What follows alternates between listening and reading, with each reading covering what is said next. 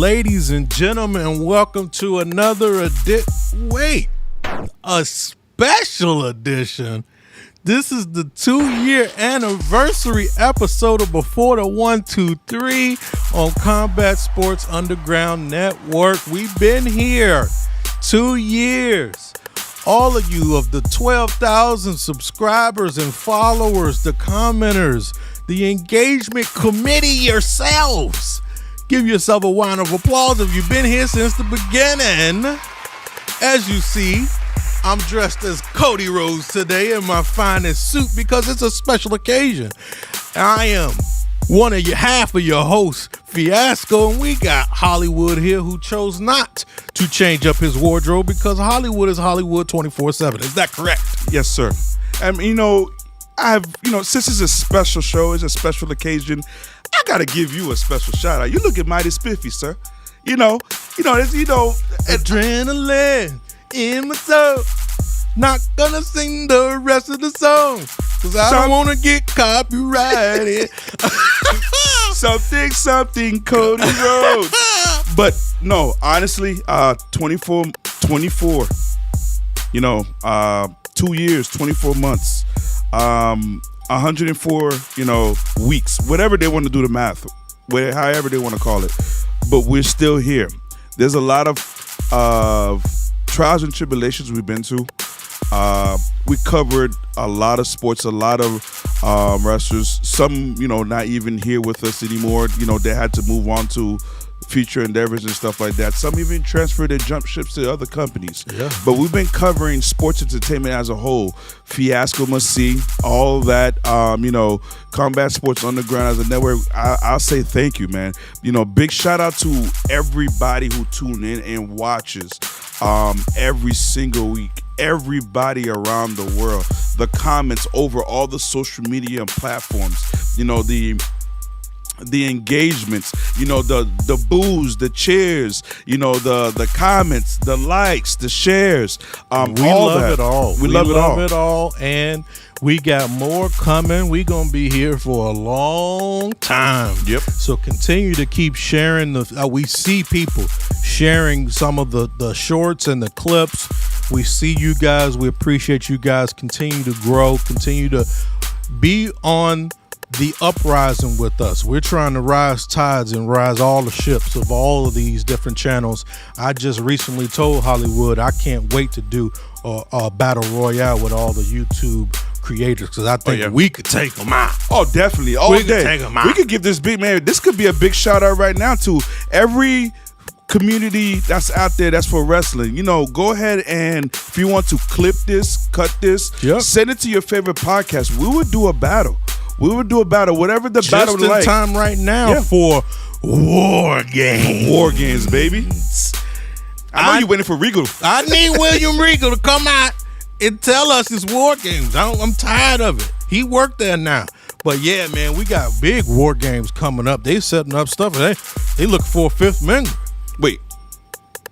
They looking for a fifth member. I told them when Roman calls, oh no, Hollywood shows up. Oh. And if they needed a fifth member, mask on. If they needed a fifth member, we're gonna do it right now. Oh my God! Tribal Chief, your boy Hollywood is ready to go.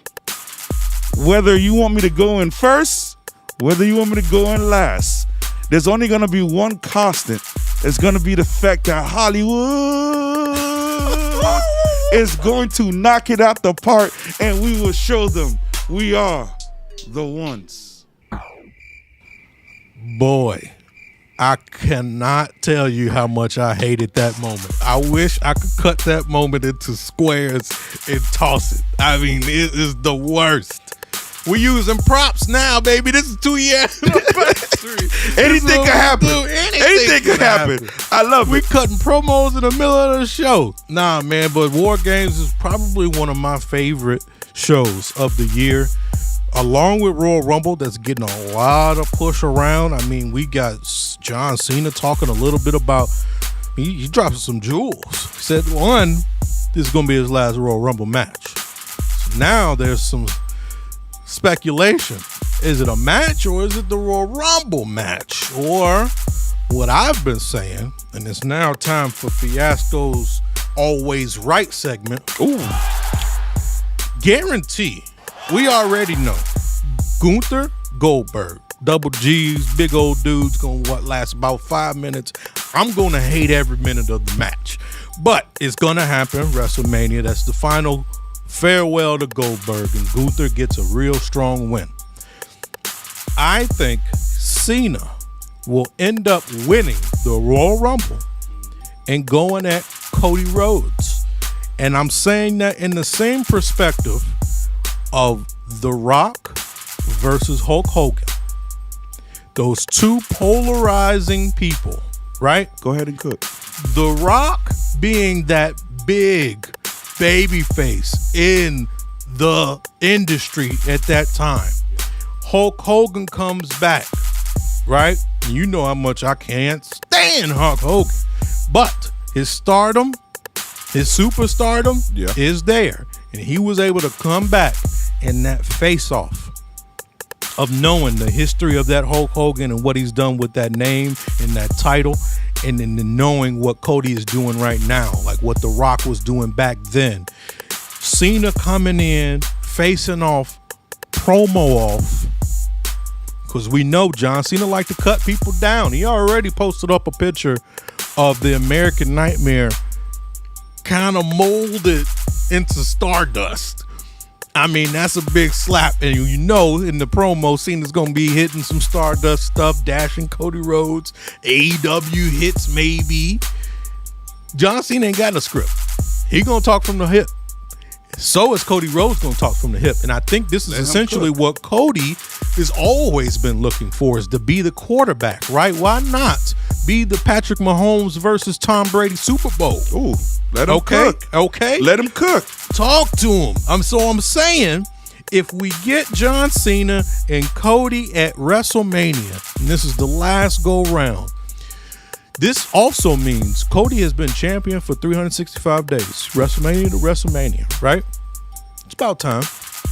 It's okay. Yeah, John Cena's got his last run. We know he's going to have to break the Ric Flair streak, right? So if that's the case, why not do it at WrestleMania, his last run? 2025 is going to be his last run in WWE. As an in-ring performer. Take the title off of Cody. Now Cody has somebody else to chase again. The story, we got another book. We got another volume. We got another chapter where he gets to try to overtake the Tom Brady of WWE. They've been talking about John Cena being the GOAT, the greatest of all time. Carried WWE through some of the darkest times. People retiring, CM Punk leaving, Batista going on to do the movies. Trying to fight the Nexus. Time. The Nexus week in, week out, finding the Nexus. Such a time to fight this shit. Yeah. That John Cena had to carry the company, that in their eyes, in the corporate America version of WWE's eyes, John Cena is the GOAT because he was the one making the money. Hustle, loyalty, and respect. Most sold merchandise for numerous years. That's the guy. Cody already beat Roman, who was the most dominant champion, right? It's probably going to go down. He almost broke that record. Most dominant champion over 3-4 years straight. It's gonna definitely be that in the Hall of Fame, right? Swept But Seth. to go over on the GOAT and to retire John Cena is the ultimate story, to truly show that he is the new era of the WWE, right? So he takes an L, WrestleMania. Comes back, beats Cena for the championship again, right? Could be a SummerSlam, could be way later down the line. Who knows? Or I add, what if when he comes back, it's not a singles match? It's against somebody else who's right there with the Ric Flair's record. Randy Orton. Come back, and Randy's the one to take the title from Cena. Which Cena did say he wants another shot at Randy, and Randy said the same thing. So I'm just saying, that's your segment for this week of Fiasco's Always Right. And just watch. And then I'll be waiting for all the comments to flood in, into all the adulation, all the congratulations Fiasco, my God, why are you so smart about the business? And I'm going to say, Fiasco's always right. And I bet you they didn't even see that coming. No, That's pretty. because we still got The Rock and Roman. That's going to happen. So don't think about Rock and Cody right now. So WrestleMania in Las Vegas, I think is going to really be a bigger movie than WrestleMania in Hollywood. Because when you look at it, if you have the potential of Rock, Roman, you're probably going to get the Cena. And I think that's a big 50-50. Cena, Cody. Then there is the big possibility that you can't forget people like Jay, that's still big stardom. You're going to have Gunther with the world title. You still can't forget about CM Punk in the picture. So they're going to have something big for CM Punk, because the reason being is that this is why he's been taking a little bit of time off right now to go and do that full run. Right. So I think your backup plan is, say, in case an injury happens or something, you give CM Punk a main event at WrestleMania. He's been fighting so hard to try to get it right. Somewhere he can get in there. But I do know we don't need to put Gunther and Goldberg at the main event. So there's more movement around that. That's 4 spots. When you watch, when a pay-per-view comes, and for those who've been watching wrestling and for those who are just coming into wrestling, there's a sweet spot you want to be when either you are the main attraction with the title or a main attraction that does not need the title. Usually you start the show. Yeah. Or usually you close the show. With an explosion. An explosion. That's Goldberg's explosions. 2 nights, 4 spots. Because you can either open or close on night 1. Yes. Open and close on night 2. Absolutely. So there's a possibility we're going to have 4 main events, even though it sounds redundant when I'm saying it's like, well, ain't the main event usually the last thing? But no, guys, you can have a doubleheader main event. So there's a possibility when you look at it that this WrestleMania may break the gate and go. And they're already talking about the numbers already. They are already going to. I mean, it's Las Vegas. Yeah. That Sphere show for UFC already had broke records. They might win an Emmy for that. I mean, Las Vegas is becoming one of the pinnacle places to do sports entertainment. So, that being said, I can almost guarantee they're going to be breaking records for this stuff. And the buildup is what's going to be important here. So they're already doing commercials saying Cena's back for his last WrestleMania. Yep. Cena's back for his last Royal Rumble. He's doing interviews. Not even talking about the movie he's actually in. They're asking him about his wrestling career. They are gearing up for something special, right? But then, like you just said, you drop in a CM Punk. You drop in the fact that I told you this, and I'm going to tell the world now, once again, this is another Fiasco's always right. Sheamus will be Intercontinental Champion at WrestleMania. This is the one championship that's eluded him his entire career to become a Grand Slam champion. He deserves it. Why not beat Braun Breaker? So there's a lot of animosity going back and forth of Sheamus seeing a lot of himself in Braun Breaker. Braun Breaker saying, man, you an old guy, I'm going to beat you, blah, blah, blah, blah. That's the old adage. It's the same old story, but they are 2 hard-hitting talents. Braun Breaker, we've seen fastest guy out there, literally running through people, tackling through people. Sheamus is always known for being the stiffest wrestler in the business. This is going to be just the same as seeing Ilya Dragunov versus Gunther type of match. This is going to be hard hitting, but I think it culminates you to a WrestleMania. I think there's a lot of different storylines. I think we can also even get another Drew McIntyre CM Punk if need be. Right. That would be another. That's a banger we can keep watching. Right. There's a lot to be, and we still forgetting about Logan Paul. We know his brother is going to be fighting Mike Tyson this weekend. That's going to be a rough one, because that dude, even though Tyson's 58, Tyson's still Tyson. I'm not going to argue with him. I don't want him in the Battle Royal, is what I'm saying. I don't want him told involved. Jake Paul, you are a manufactured killer. The difference is that I am a natural born killer. Mm-hmm. He's on the phone, and I'm watching the phone of Mike Tyson. He's talking like that. I grew up watching Mike Tyson. Mm-hmm. The guy, the Mr. Unbeatable. Mm-hmm. And the day that he lost, I remember my middle school teachers were talking about it. And I'm just like, the world was talking about like Tyson was a household name. Yes. Listen, people around the world from different countries that I know that lived in the block where I grew up at was just talking about it. Like, they were shocked. I heard people yell and scream, and I'm pretty sure it's because they probably lost money. Absolutely. Probably because they lost money. Absolutely. And correct me if I'm wrong, Buster Douglas was the first fight that he lost.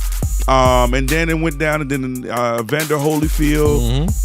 That's when he started biting. That's how he started biting, and then, man, Jake, if he didn't get that from his brother, if he didn't bite that from his brother, the way that his brother does, how he antagonized Ricochet when he was in the WWE. That's what I'm saying. Logan Paul is going to be a part of WrestleMania, and it will be something huge. Yeah. Because not only is Impulsive bringing in wrestlers and doing these interviews, and they're getting a little bit more spotlight to the spots and the matches and what he's doing. We know that the dude is polarizing as well. Las Vegas is for Paul brothers. That's what they've just been dominating there since Mayweather. He kind of left, right? So in that same instance, this lead up into WrestleMania, a lot of that is going to be pointing to these big superstars. But then my other part to this is the streets is watching. The fans are trying to ask questions, and we're not getting the answers to it. Now things are being uncovered. What's up with Hunter Hearst Helmsley? Is he Paul Levesque now, or is he still Hunter Hearst Helmsley, who is the guy that built his character off of being a blue blood, being the guy that's built and born in royalty, the guy that scoffs and kind of tussles away from people and say, "Get out! You're not on my level. You're a peasant." A little bit of Are real we regal. getting that now, where he's certainly not bringing in other talents? And by talents, we mean people of color that he said he don't see. He don't see color. Paul Levesque said, "I don't see color." But now it's coming out that in his book that he did when he was in Generation X, there was an excerpt in there in which that infamous promo when he goes out in blackface to be The Rock with the eyebrow painted, we all remember it. Some of us maybe even laughed. But in a time where we are now, where things and morals and manners and things, all these things have changed the way that we look at the world, we start to think about that time when The Rock went up to him and said, "I don't think that this is a good idea that you go out there in blackface." Even back then, even during the Attitude Era, when anything goes. Anything, yeah. The Rock, who has been known to push the limits, came to Triple H at that time and said, "I don't know if that's a good idea." Triple H said, "If I don't go out there black, how do they know I'm The Rock?" But you're the same guy that said you don't see color. Now, I'm always a big proponent of somebody can grow, right? Yes. Maybe you learn from your lesson. Maybe something that you did back in the Attitude Era, you think to yourself you'd never do here now, right? Kurt Angle has said that. Mick Foley has said that. I mean, there's a lot of people that have changed the way that they think as the world continues to evolve, right? But your actions speak louder than words, right? Paul Levesque, this is your era. This is your time to put a stamp on it. Now, while you don't do it, there's this long line of people are counting the days. When's the last time an African American or person of color has been on a PLE in WWE? Meanwhile, Tony Khan is putting almost every black talent out there, every Mexican-born wrestler out there, every person from Europe that he's got brought in, Australia, whoever, they're getting a platform to be able to shine in AEW. And is that not that counter booking that we talked about way back when? So a few episodes ago, and I've heard so many different other podcasters talk about this. There's a list of them that follow us. There's a list of them we listen to. And even you yourself made some great comments that I know from the last episode, not this last episode, but a few episodes ago. And I wanted to come back and correct myself because there was a little bit of confusion. For me, for what I was trying to say is that I understand, and I made the comment and I said that maybe they just wasn't good enough to be on television when I said that when they came to African American wrestlers. So let me fix when I said that. Saying that, meaning that the way they go and they portray overseas, in my opinion, was the way I wanted to come out.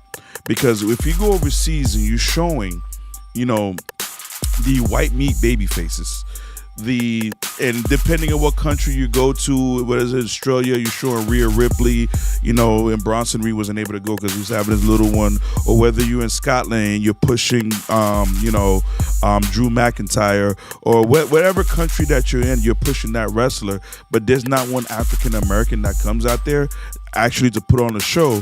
It's showing that back in the United States, wrestling is that this is what we all have to offer, and these are the type of people who are our bigger stars. So when you look at it from that perspective, it's very difficult to have people believe that African Americans could really be top talent unless you are The Rock, or unless potentially you're somebody like AJ Uso, which is, everybody was screaming out the yeets and stuff like that when they was in France. The whole Fireflies came out.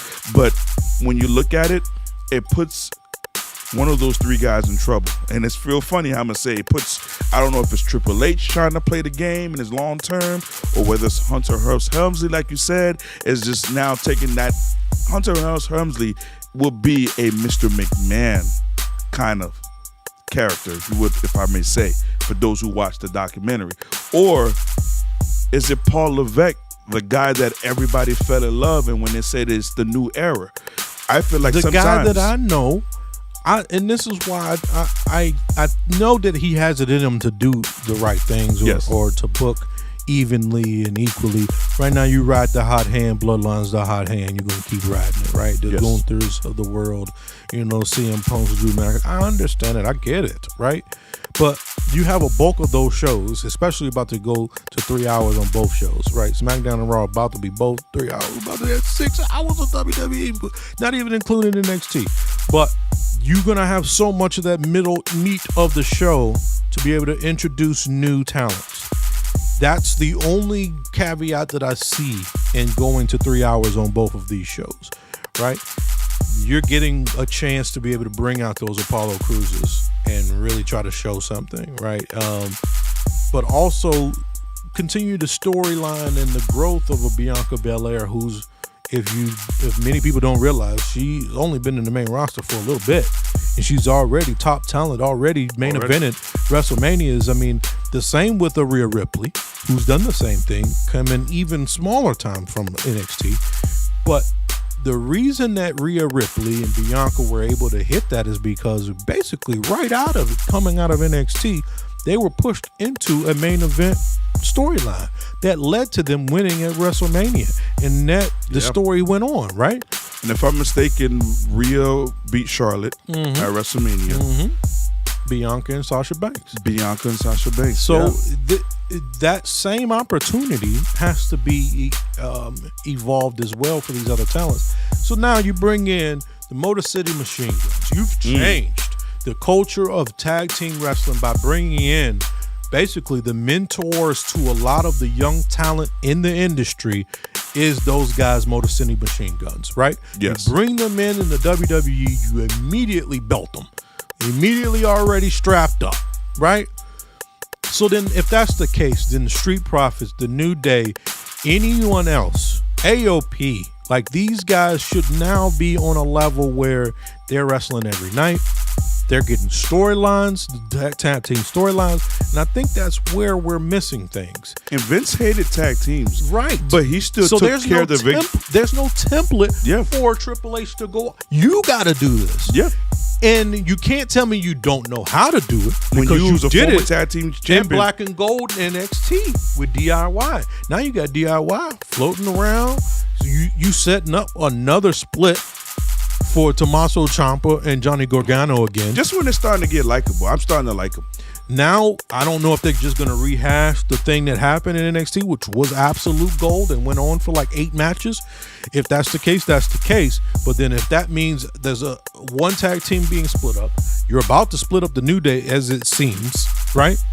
So then all we got really is these factions being built. So AOP is with what's their name? The Final Testament? Oh yeah, the Final Testament. Yeah. Right. So but they rarely do a tag team match. So are they really tag teams? We don't know. You have the Y6. They're a faction. They haven't really done any tag team matches. We don't know. So we got the War Raiders that came back. And then you have the guy. As we build up to the WrestleManias that we're talking about these 4 slots, a couple years ago, one of those slots was a tag team match. Well, let's build off of that momentum, right? And by the way, as much as we like to applaud the fact that a tag team match was a main event, it was a tag team match of people who weren't really a tag team. Okay, so the evolution should be now add actual tag teams and allow them to be able to compete utilizing storylines that aren't always going to be, are they about to split or aren't they? And for somebody who, when he was in a tag team, had one of the heavy hitters that are Hall of Famers, when he won the belt with Stone Cold Steve Austin, he was in a tag team, so he should know. Two-man power trip. When he, like I said, that same book, D-Generation X, when him and Michaels were running rampant in the 90s, and then in the middle of the 2000s, when he ran with Shawn Michaels to do the skits against Vince McMahon and Shane McMahon. So he had ample amount of time to understand what a tag team division. He's been all over. When the last time we saw Finn Balor wrestle? Barely. And they got the tag team championship. And then not only that, you have this little friction that's happening with them. With the Judgment Day, which is a totally separate implosion of their own faction. It has nothing to do with them feuding with a different faction or a different tag team championship. Once Finn leave, that whole division. I'm not the division. And once again, it's just faction stuff. Like what are we going to do to build up this rest of this talent? You brought in all of these people from NXT. Really, the only people that are shining is Braun Breaker and Tiffy Stratton. Yeah. Right? Every time a song comes on, she's supposed to be a heel, but you see she's cooking. And she's gonna be babyface when you cash it in. That's what really happens. I think it happened with Alexa Bliss until she turned back to being heel. Yeah. But I mean, those things happen. But then you got so much talent coming through NXT. We're seeing some of the best women's wrestling in NXT. Let him cook. We seeing some of the best high flyers in NXT. Yeah. Right? I mean, we lost a Ricochet, but we're gaining these cats that are in NXT that are flying all over the place. That boy is bouncing. Yes. That boy, Javon, boy is bouncing. That's another guy. Like, if we see Javon Evans come up and he don't get a real shot to be a star. That's what I'm talking about. When they leave NXT, and I'm going to say this, I get heat, but I take it. We go watch NXT live. So you'll catch us at the show live. When you watching it live and the way these guys are doing their things, and then some of them go hit the main roster, it's like their rocket fuel jet just slows down a little bit. You got somebody like Javon Evans. That boy is bouncy. That dude, you see his match. Little hiccup in St. Louis against Randy, but that boy beat himself, and then he got even better. It's Randy. You feel me? That boy beat himself, whatever the case may be. He came back, and he's still cooking. Trick Williams. That boy whooped that Trick. That man, NXT, that crowd down in Orlando, NXT made Trick to a huge megastar. Utilize his momentum in that, because you've already put him in big arenas, and they're still saying whoop that Trick. So in that way, we're seeing that it's not just 100 to 150 people that are at the Performance Center at the NXT on Tuesday. Yep. Right? We're seeing that everybody is watching and everybody understands that Trick whoops that Trick, right? Okay, so that's been established, just as Yeet was established, and now you're running with it. Let Trick cook with that. Don't bring him up, because there's already rumors that they're going to repair him up for Carmelo Hayes. Is that because you don't know where to go with Carmelo Hayes? And Carmelo Hayes had something running for them. The best of 7. And also, stop buying back your wrestlers that you lost to AEW if you know you don't have anything for them. You brought back Andrade and just basically paired him with Carmelo to not do anything. Unless he's going to win that U.S. title, you got to do something with him, because this is the exact reason he left. Yeah. So, but part of me is that ego of WWE is of you left and found out that the grass wasn't greener, huh? All right. Well, prepared to just continue to wrestle house shows. Come get this pop out. Right. Look what they're doing to Naomi. Come get this pop out. She was champion. Knockouts champion at TNA. Chasing, but yeah, going against Jordan Grace in bangers. And comes back and she's like a fourth, fifth wheel in some factions. Like she's an afterthought. Pair them up all the women and then let's go see what works. And part of that ego is, well, you came back because your husband works here. Yeah. And he's the hottest in the business right now. Hotter than he's ever been right now. So you want to stay and see your husband, don't you? All right, we'll sit in catering. I mean, this is the unfortunate part. So now we do have mid-card titles being introduced for the women, which is a big step, because you take the Women's North American Championship, you have that card, and then you can have that as a transitional to the women just going to the main. Way as it is for the men, right? Mm-hmm. That's the thing, and you got too much talent in NXT that you bring in. Way too much. So the Julias, the Stephanies, the what's her name? Zaria or Zaria? Zaria, yeah. Well, I mean, they are all juggernauts. They're gonna be. You got Lola Vice, called up immediately. Lola Vice called up immediately. Jada Parker. Who's the champion right now? Roxanne Perez. I mean, Cora Jade. You got Lash Fatal Legend. Influence. Lash Legend already was at a PLE overseas. So these are those things that we're talking about that you can run off of that momentum and do the mid-card title. Let me ask you one thing. You was getting into the conversation talking about the NXT talent and how they got so much talent. Why is it that am I wrong?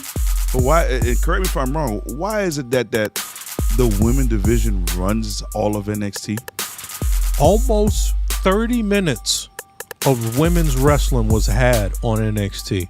The other shows, the most was about 12 to 15 minutes. Now the worst. Ooh. AEW got up to a max of 4 minutes of women wrestling. By the way, Mercedes Moné left there saying she was going to revolutionize women's wrestling. And if she ain't involved, ain't no women wrestling on AEW. It isn't almost to the point to where it's like she might have to eat some kind of crow. Because I don't know. I mean, this is the thing. I don't need to see Sasha Banks come back. I'm going to be honest with everybody that's watching. I don't need to see Sasha Banks come back because I think something has changed. She may still be passionate about wrestling, but I think she's more passionate about her brand than she is wrestling in general. We need to see more of the Becky Lynches. We need to see more of the Bianca Belairs that's literally taking a break from being a singles title runner and going and training Jade Cargill right now during this tag team run, right? Like, these are the folks that are going to be your revolutionaries. Bailey was working with Damon Bailey literally brought them back from being fired. Yeah. You know what I'm saying? Like, those are the people. I think if we see Charlotte come back and she's trying to help people, she was literally the one that really helped Rhea Ripley kind of become Rhea Ripley, right? That whole that storyline itself. That's what we need to see. So for her to come there, she did one little run. I think she's doing a run with Chris Statlander right now, who was pretty much established on the indies as being a phenomenal women's wrestler. And then she was with Willow Nightingale. But then that Willow Nightingale rub got kind of lost in the shuffle, and now we don't have any more Willow Nightingale, matches happening. And it seems like it's just a waiting room for Toni Storm to return, right? Mariah May is phenomenal. Cuts phenomenal promos, great heel, but not getting any TV time and only getting a little bit of that backstage talking. Like, these are the things, like, the more AEW hires more talent from WWE, from the indies, almost crutches them. And I feel exactly the same strong way about WWE. We're doing the WWE IDs. We're identifying all these new up and coming, and it's a lot. 12. I think it's like 12 this week. A lot of people. right? These are all people that are going to work themselves to the performance center and continue to grow and do this. As you continue to do that, you also still got your NIL people coming over, right? Your amateur wrestlers, your volleyball players, your track and field stars that they're going to convert into superstars. As you grow this, the only thing that I could see would be happening is more 3-hour shows, an additional show here or there. This is the only way you can get these people on TV. And unfortunately, it looks like AEW is going to have to do the same thing, but they have to grow their audience first. They're canceling shows, canceling shows at an arena. The only speculation you can have in that is the fact that maybe you don't have enough seats filled. Right. Even so, that means across sitting from the hard cam, there's a possibility there must be some empty rows. Right. And they don't want to see it on TV. So now you got to move a different location. And they did all summer. They were in one location the entire time for Collision. And it was a nice, intimate location, very similar to the days where NXT was in Full Sail. It felt the same way. It was a loud, raucous clap. Maybe go back to that for a little bit until you get your brand back up. But the WB deal is going to help that. If you get on Max, if you get to more eyes, just don't show us that you're struggling, right? And there's sometimes I've seen WWE going to stadiums. They have been to stadiums where the max they could fit is 5,000, 6,000. And they block them off. And they block them off. No, they have seatings up to 5,000 to 6,000, and it's a full arena. It's WWE. You're expected to be filling 20,000, but they'll go to certain parts of cities where the arena, can hold only 6,000 people, but it's the way that they angle the cameras that makes it look like it's grand. So you can't do that if you don't have people. Mm-hmm. And if you have to go ahead and with these deals that you have signing to be on HBO Max and stuff like that, and you have things like Ring of Honor and stuff like that, you may just have to go ahead and figure out to working with your camera crews on how to learn about angling. Right. Putting it in certain positions to try to understand, because the one thing, like I said, I don't want to ever see AEW fail. No, I don't. We need them. We like wrestling needs AEW.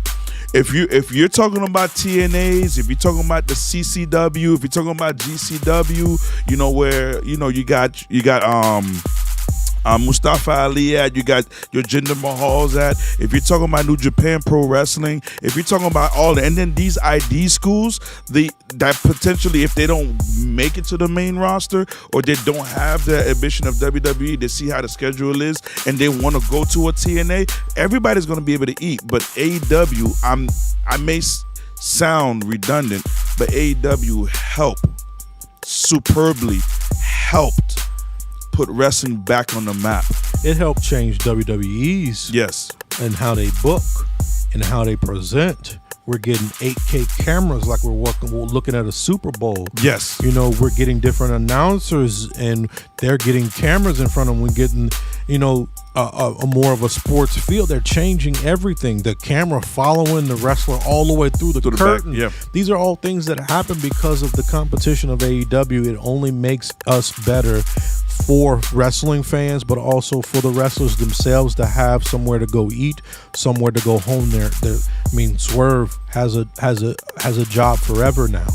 The Orange Cassidys of the world have a job forever. Darby Allin doesn't have to kill himself. He can live on AEW. So these are the things that we are talking about. But in this season, as we ramp up to WrestleMania, everybody's going to have a chance to eat. Showcase. Everybody, because this is what happens is there's the rumor mill of who's jumping ship, who's going where, what surprises are we going to have. Every show, every person is going to try to do something. Tony Khan's going to counter promote, TNA may counter promote, then WWE is just going to continue to be the egomaniac that it has always been and that we always love. But as we close out 2 years of Before the 1, 2, 3 with the same type of the content that you just saw here that you know and love. Continue to talk to us, engage with us, tell us what you want to see more on the channel as we continue to grow and innovate. As this guy continues to put on his clown mask for the tribal chief. It's insane. But we thank you for another episode. Like, comment, subscribe, share. to all your friends and family. We can cut his version out. You just got to text me and let me know that you don't want his section in. And then we'll throw it out there, man. But 2 years before the 1, 2, 3. 2 years, Combat Sports Underground Network. Continue to follow us. We got a gaming channel. Get on that. We got a lot of cool things cooking up as we go into year 3. But we thank you, and we'll see you next time.